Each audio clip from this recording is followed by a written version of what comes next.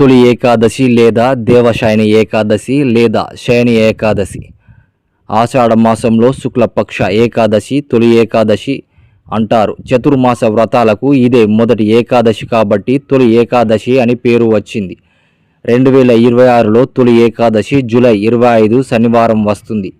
దీని ప్రాముఖ్యత విష్ణు నిద్ర. ఈ రోజు నుంచి శ్రీ మహావిష్ణువు క్షీరసాగరంలోని ఆదిశేషునిపై 4 నెలల పాటు యోగ నిద్రలోకి వెళ్తారని నమ్మకం. అందుకే దీన్ని దేవశయని ఏకాదశి అని అంటారు.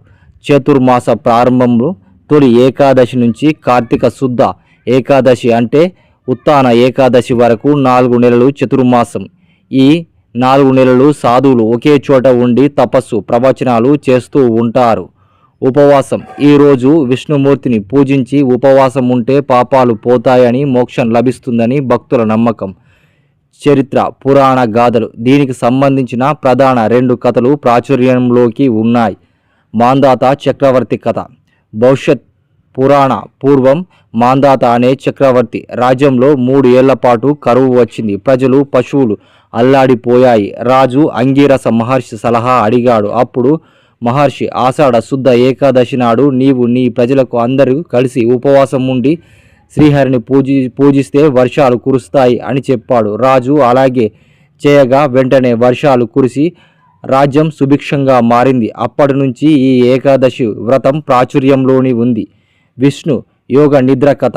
సముద్ర మదనం తర్వాత రాక్షసులు బాధలు ఎక్కువయ్యాయి. వాళ్లను అంతం చేయడానికి విష్ణుమూర్తి 4 నెలల పాటు విశ్రాంతి తీసుకోవాలి.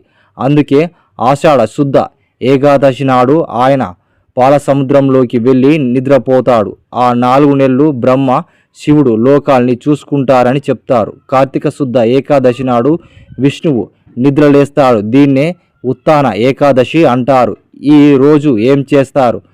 ఉపవాసం, జాగారం. ఉదయాన్నే స్నానం చేసి విష్ణు లక్ష్మిని పూజిస్తారు. పగలంతా ఉపవాసం, రాత్రి జాగారం. పండ్లు పాలు చాలా మంచిది.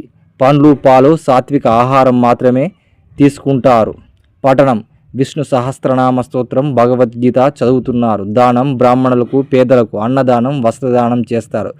చతుర్మాస నియమాలు. మాంసం ఉల్లి వెల్లుల్లి మానేసి సాత్విక ఆహారం తీసుకుంటూ ఉంటారు. సైన్స్ కోణంలో చూస్తే వర్షాకాలం ప్రారంభంలో జీర్ణశక్తి తగ్గుతుంది.